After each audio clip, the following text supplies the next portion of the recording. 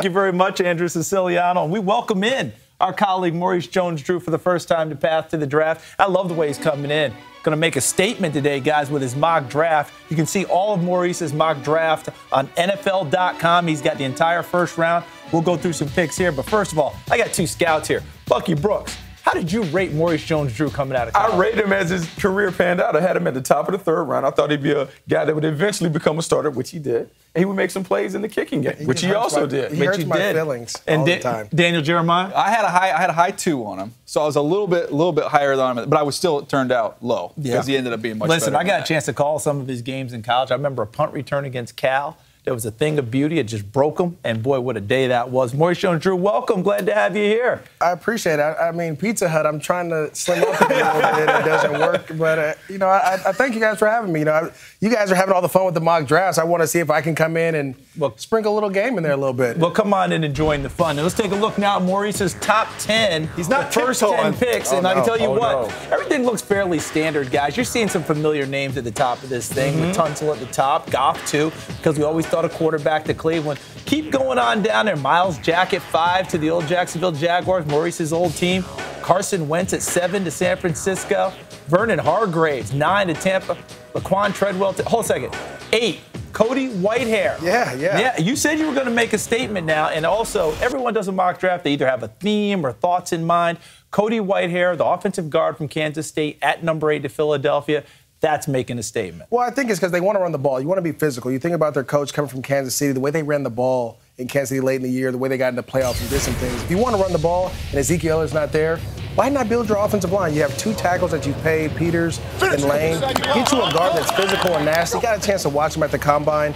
And the way he just moved, you showed he had a little something, had a little edge to him. Well, a little nastiness to him. You need that and give you a power element to help you finish out games. I'm not about filling a need and finding a position. However, guard is a position that we don't necessarily rate that highly when it comes to draft capital.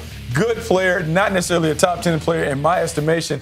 I think if you're going to take a guy like Cody Whitehair, you can fall back into the 20s and get a guy like that and play on You might be able to do that, but I didn't do any trades or anything. I'm just saying what I feel they need. Bucky, I feel like this guy's a versatile lineman who can play all tackles, but you put him at guard, he excels. DJ, I like Cody Whitehair. He's a good player. I have him as my 44th player in this draft. I think he's probably going to go in that second round area. And the Eagles made that trade to get from 13 up to 8. They basically just threw away that trade if they take Whitehair because they could have sat at 13 all day long and still got their guy. So that trade ends up kind of being for nothing. I think this is an interesting deal, though. You know what I like about it, though? You know what I like?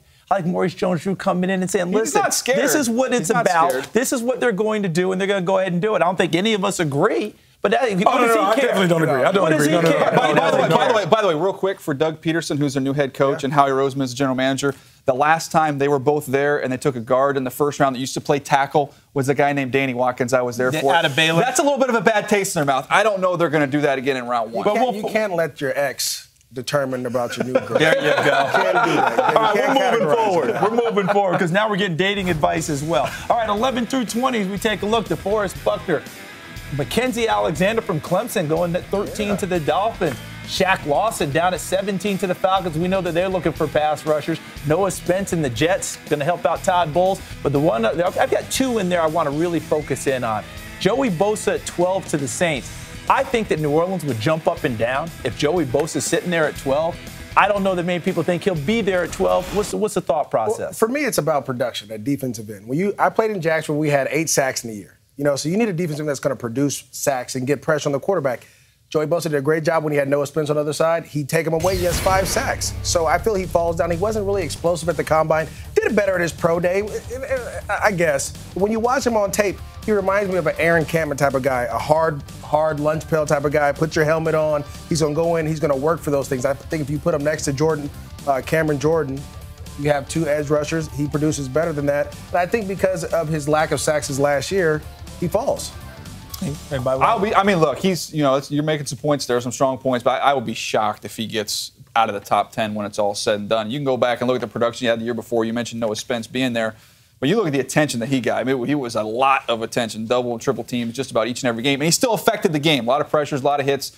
tackles for loss, he was still productive. So it wasn't like he laid an egg. Yeah. No, I think it's an interesting dilemma or debate you could have with Joey Bosa, because if we talk about grading guys in the top 5, if they're going to be transcendent talents, guys that are going to be blue chip players, I think he's a guy that is a very, very solid player. I don't know if he's going to be a transcendent star at the next level. So I do understand that. I think in this year's draft, the lack of pass rushers will probably lead someone to take him in the top 10, because if you need one, he's the best one available. You have to pull the trigger to get him. One thing you got to keep in mind, when J.J. Watt came out, did anyone say he was going to be a 17 to 20 sack guy? Nope. Probably not. So we just got to find out, because right now that's what we're saying about Bosa. We'll see. All right, let's get to 15, though, because there's a new team in Los Angeles, and they want a new identity, and Maurice Jones-Drew says Connor Cook will be the new leader of them at number 15. The third quarterback off the board. A little bit of a surprise. Most people have Paxton Lynch from Memphis going on that spot. Well, I think you have a pro-style guy, okay? So many times you look at these spread guys, they come in, it takes a little time for them to get going.